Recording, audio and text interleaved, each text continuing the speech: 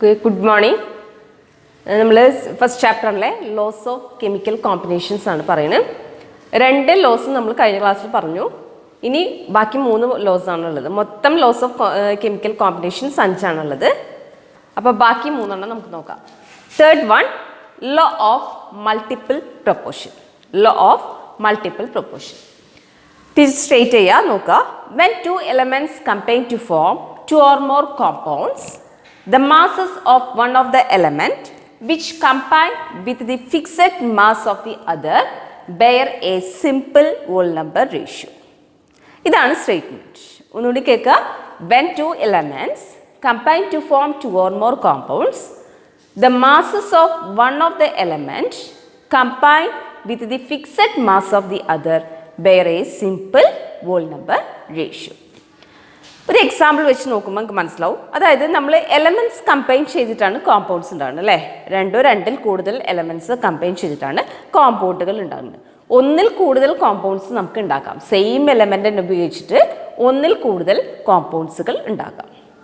അപ്പോൾ അത് പറയുന്നത് അതിലെ ഒരു എലമെൻറ്റ് മാസ് ഫിക്സഡ് ആക്കി വയ്ക്കുക, മറ്റേ എലമെൻറ്റിൻ്റെ മാസ് ഒരു ചെറിയ സിമ്പിൾ വോൾ നമ്പർ റേഷ്യോൻ്റെ വ്യത്യാസത്തിലായിരിക്കും. ഒരു എലമെൻറ്റ് ഫിക്സഡ് മാസും മറ്റേ എലമെൻറ്റിൻ്റെ മാസ് പറഞ്ഞ് ചെറിയ സിമ്പിൾ വോൾ നമ്പർ റേഷ്യോയിലെ വ്യത്യാസം മാത്രമേ ഉണ്ടാവുള്ളൂ. ഫോർ എക്സാമ്പിൾ നോക്കുമ്പോൾ മനസ്സിലാവും. For example carbon oxygen combine ചെയ്ത് കാർബൺ മോണോക്സൈഡ് ഉണ്ടായി. കാർബണും ഓക്സിജനും കമ്പൈൻ ചെയ്ത് കാർബൺ മോണോക്സൈഡ് ഉണ്ടായി. കാർബണിൻ്റെ നമുക്കറിയാം അറ്റോമിക് മാസ് ഗ്രാം എത്രയാ? 12 ഗ്രാം. ഓക്സിജൻ നമുക്കറിയാം അറ്റോമിക് മാസ് എത്രയാ? 16. ഓക്കെ, അപ്പോൾ 16 ഗ്രാം. കാർബൺ മോണോക്സൈഡ് കിട്ടി 28 ഗ്രാം. അപ്പോൾ carbon 12, oxygen 16, carbon monoxide 28 gram കിട്ടി. ഇതേ കാർബണും ഓക്സിജനും കമ്പൈൻ ചെയ്ത് നമുക്ക് കാർബൺ ഡയോക്സൈഡ് ഉണ്ടാക്കാം, അല്ലേ? അപ്പോൾ കാർബൺ 2 ഓക്സിജൻ എടുത്തു. 2 ഓക്സിജൻ, അതായത് ഒരു ഓക്സിജൻ മോളിക്യൂളാണ് ഞാനിവിടെ എടുത്തിട്ടുള്ളത്. 2 ഓക്സിജൻ എടുത്തു. കിട്ടിയത് കാർബൺ ഡയോക്സൈഡ് ആണ്. അപ്പോൾ ഇവിടെ കാർബൺ സെയിം ഗ്രാം തന്നെയാണ്, 12 ഗ്രാം. ഒരു കാർബൺ ആയ കാരണം 12 ഗ്രാം. ഓക്സിജൻ 2 എടുത്തിട്ടുണ്ട്, അല്ലേ?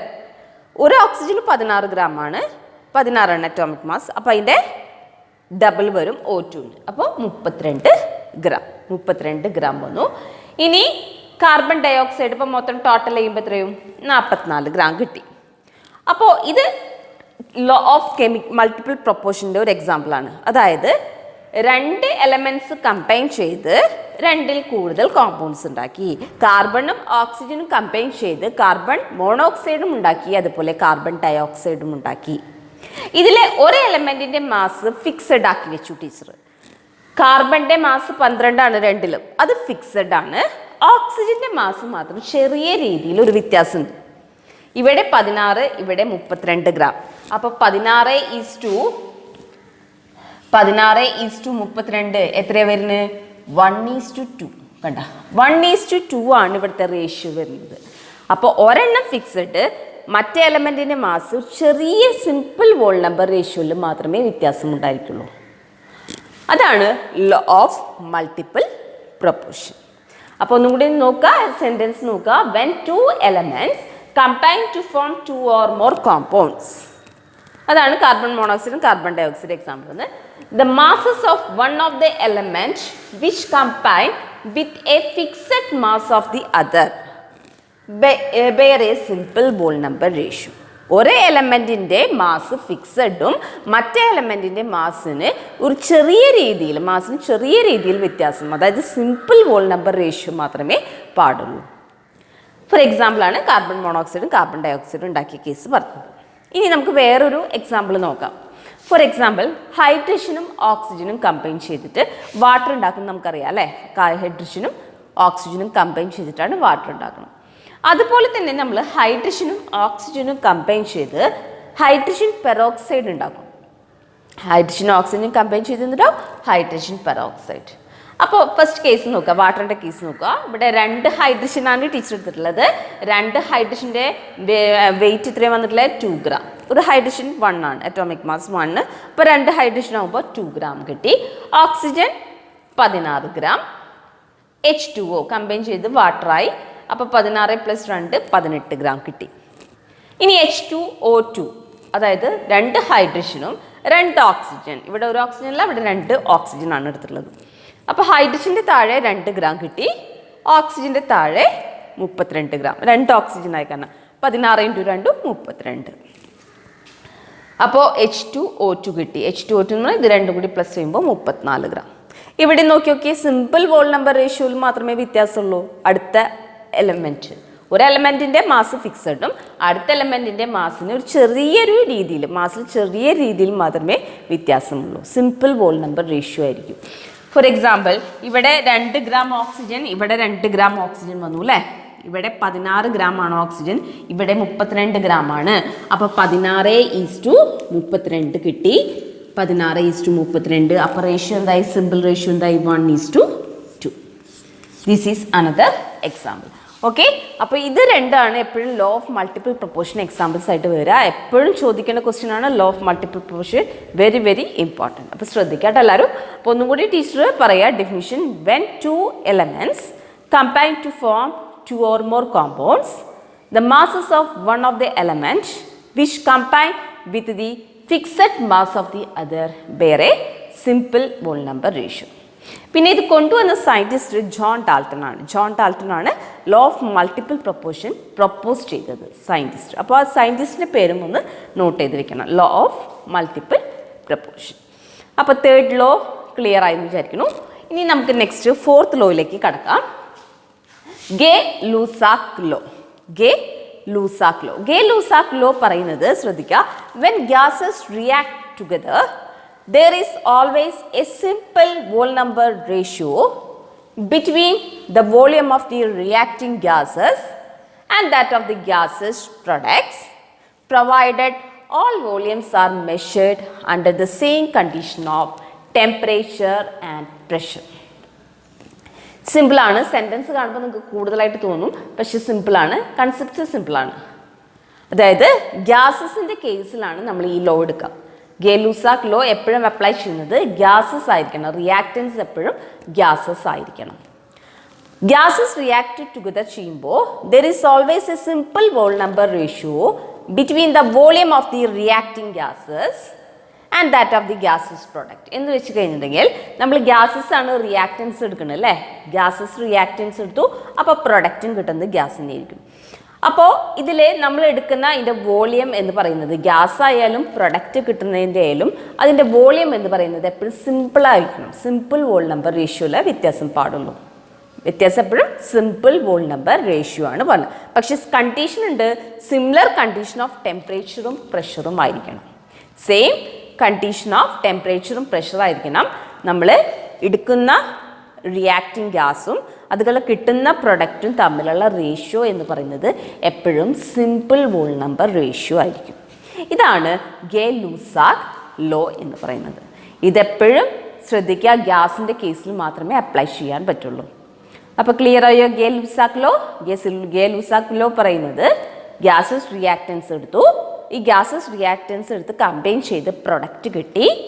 അപ്പോൾ ഈ റിയാക്റ്റൻസും പ്രൊഡക്ട്സും തമ്മിലുള്ള വോളിയത്തിൻ്റെ റേഷ്യോ എപ്പോഴും എന്തായിരിക്കണം? സിമ്പിൾ ആയിരിക്കണം. സിമ്പിൾ വോൾ നമ്പർ റേഷ്യോ ആയിരിക്കണം. ഫോർ എക്സാമ്പിൾ, ടീച്ചറോട് ഒരു എക്സാമ്പിൾ എടുത്തിട്ടുണ്ട്. ഹൈഡ്രജനും ക്ലോറിൻ ഗ്യാസും. ശ്രദ്ധിക്കുക, അവിടെ ഗ്യാസാണ് രണ്ടു കൊടുത്തിട്ടുള്ളത് കേട്ടോ. ഹൈഡ്രജൻ ഗ്യാസും ക്ലോറിൻ ഗ്യാസും HCl ഗ്യാസ് ഉണ്ടായി, ഹൈഡ്രജൻ ക്ലോറൈഡ് ഗ്യാസ് ഉണ്ടായി. ഓക്കെ, അപ്പോൾ ഇവിടെ ഞാൻ ഹൈഡ്രജൻ എടുത്തിട്ടുള്ളത് 1 വോളിയമാണ്. 1 വോളിയം എടുത്തു. ക്ലോറിൻ ഗ്യാസ് എടുത്തുള്ളത് 1 വോളിയം തന്നെയാണ്. അതുപോലെ തന്നെ HCl എടുത്തത് 2 ആണ് വോളിയം. 2 കിട്ടി അല്ലേ. ഇവിടെ 1 നോക്കി, ഇവിടെ കണ്ണറിയാം 1 ആണ്, ഇവിടെ 1 ആണ് കിട്ടിയത്. രണ്ടും കൂടി പ്ലസ് കിട്ടിയപ്പോൾ വോളിയം 2 ആയി. അപ്പോൾ ഇവിടുത്തെ റേഷ്യോ എന്തായി മാറി? 1:2. ഇതും എന്താണ്? ഒരു സിമ്പിൾ വോൾ നമ്പർ റേഷ്യോ ആണ്. ഓക്കെ, ഇതും സിമ്പിൾ വോൾ നമ്പർ റേഷ്യോ ആണ്. അപ്പോൾ ഗേ-ലൂസാക്ക് ലോ ഒന്നും കൂടി സ്റ്റേറ്റ് ചെയ്യുക. When gases react together there is always a simple whole number ratio between the volume of the reacting gases and that of the gaseous product, comma, provided all volumes are measured under the same condition of temperature and pressure. അത് not ചെയ്യണം കേട്ടോ. ടെമ്പറേച്ചറും പ്രഷറും എപ്പോഴും same കണ്ടീഷനിൽ തന്നെ വെക്കണം. ഇതാണ് ഇത് ഗേ-ലൂസാക്ക് ലോ. ഇപ്പോൾ അപ്ലൈ ചെയ്യുന്നത് എപ്പോഴും ഗ്യാസിൻ്റെ കേസിലായിരിക്കും. Okay. And the last law എന്ന് പറയുന്നത് ഇതാണ് അവഗാഡ്രോസ് ലോ ആണ്. Avogadro's law. അവഗാഡ്രോസ് ലോ പറയുന്നത് equal volume of all gases under similar condition of temperature and pressure contain equal number of molecules. Equal volume of all gases under similar condition of temperature and pressure contain equal number of molecules. അതായത് ഇപ്പോൾ for example ഒരു example കൂടി കാണിച്ചു തരാം. അതായത് 10 volume hydrogen എടുത്തു, 10 volume nitrogen എടുത്തു, 10 volume oxygen എടുത്തു. പല ഗ്യാസസ് ആണ് ടീച്ചർ എടുത്തിട്ടുള്ളത്. ഇവിടെ നൈട്രജൻ എടുത്തിട്ടുണ്ട്, ഹൈഡ്രജൻ എടുത്തിട്ടുണ്ട്, ഓക്സിജൻ എടുത്തിട്ടുണ്ട്. ഇതിൻ്റെയൊക്കെ വോളിയം ഈക്വൽ ആണ്. 10 വോളിയമാണ് ടീച്ചർ എടുത്തിട്ടുള്ളത്. ഇത് ഏത് തരം ഗ്യാസസ് ആയാലും വോളിയം ഈക്വൽ ആണെങ്കിൽ അതിനുള്ളിലുള്ള നമ്പർ ഓഫ് മോളിക്യൂൾസും ഈക്വൽ ആയിരിക്കും എന്നാണ് പറയുന്നത് അവഗാഡ്രോ. എന്താണ് പറയുന്നത്? Equal volume of all gases. കണ്ടേ, ഒക്കെ ഈക്വൽ വോളിയം എടുത്തുള്ളത്. 10 volume hydrogen, 10 volume nitrogen, 10 volume oxygen. Under similar condition of temperature and pressure contain equal number of molecules. Volume equal ആണെങ്കിൽ, ഗ്യാസ് ഏത് തന്നെ ആയിക്കോട്ടെ, വോളിയം ഈക്വൽ ആണെങ്കിൽ അതിനുള്ളിലുള്ള നമ്പർ ഓഫ് മോളിക്യൂൾസും ഈക്വൽ ആയിരിക്കും. ഓക്കെ. എത്ര എണ്ണമാണ് നമ്പർ ഓഫ് മോളിക്യൂൾസ് ഉള്ളത്? അത്രയും തന്നെ ഹൈഡ്രജനിൽ എത്ര നമ്പർ ഓഫ് മോളിക്യൂൾസ് ഉണ്ട് അത്രയും തന്നെ ഇതിൽ കിട്ടും, നൈട്രജനിൽ കിട്ടും, അത്രയും തന്നെ ഏതിലും കിട്ടും, നമ്മുടെ ഓക്സിജനിലും കിട്ടും. ഇതാണ് അവഗാഡ്രോസ് ലോ. ഇതിനൊരു ഇക്വേഷൻ ഉണ്ട്, V is directly proportional to N. എളുപ്പമാണ് പഠിക്കാൻ. Is directly proportional to N. V എന്ന് വെച്ചാൽ volume, N is a number of molecules. ഇത്രയാണ് നമ്മുടെ ലോസ് ഓഫ് കെമിക്കൽ കോമ്പിനേഷൻസ് ഉള്ളത്. അപ്പോൾ laws of chemical combination, first one law of conservation of mass, second one law of definite proportion, third one law of multiple proportion, and the fourth one is Gay Lussac law, fifth one is Avogadro's law. അപ്പോൾ law of conservation of mass കൊണ്ടുവന്നിട്ടത് A Lavoisier ആണ്. സയൻറ്റിസ്റ്റുകളുടെ പേര് മാർക്കരുത്, 1 word എപ്പോഴും ചോദിക്കാറുണ്ട്. പിന്നെ law of definite proportion കൊണ്ടുവന്നത് നമ്മുടെ ജോസഫ് പ്രോസ്റ്റ് ആണ്. അടുത്തത് ലോ ഓഫ് മൾട്ടിപ്പിൾ പ്രൊപ്പോർഷൻ കൊണ്ടുവന്നത് ആരാ? John Dalton. അപ്പോൾ സയൻറ്റിസ്റ്റുകളുടെ പേര് ഇത് മൂന്നാണ് എപ്പോഴും ചോദിക്കാറുള്ളത്, മാറി മാറി എപ്പോഴും ചോദിക്കുന്നത് ഈ 3 സയൻറ്റിസ്റ്റുകളുടെ പേരാണ്. അപ്പോൾ ലോസ് തെറ്റിക്കരുത്. ലോ ഓഫ് മൾട്ടിപ്പിൾ പ്രൊപ്പോർഷൻ ആണ് ഏറ്റവും ഇമ്പോർട്ടൻറ്റ്. പിന്നെ ലോ ഓഫ് ഡെഫിനിറ്റ് പ്രൊപ്പോർഷനും എപ്പോഴും ചോദിക്കാറുണ്ട്. ഓക്കെ. അപ്പോൾ ലോ ഓഫ് മൾട്ടിപ്പിൾ പ്രൊപ്പോർഷൻ എന്താ? When 2 elements combine to form 2 or more compounds, the masses of one of the element which combine with the fixed mass of the other bear a simple whole number ratio. Gay-Lussac law, when gases react together, there is always a simple whole number ratio between the volume of the reacting gases and that of the gaseous products, provided all volumes are measured under the similar condition of temperature and pressure. And the last volume, last law, Avogadro's law, equal volume of all gases under similar condition of temperature and pressure is equal to the contains equal number of molecules. എത്രയാണ് volume എടുക്കുന്നത് അത്രയും different gases ആയിക്കോട്ടെ പ്രശ്നമില്ല, പക്ഷേ number of molecules എപ്പോഴും equal ആയിരിക്കും. ഇത്രയാണ് 5 laws of chemical combinations. Okay, thank U.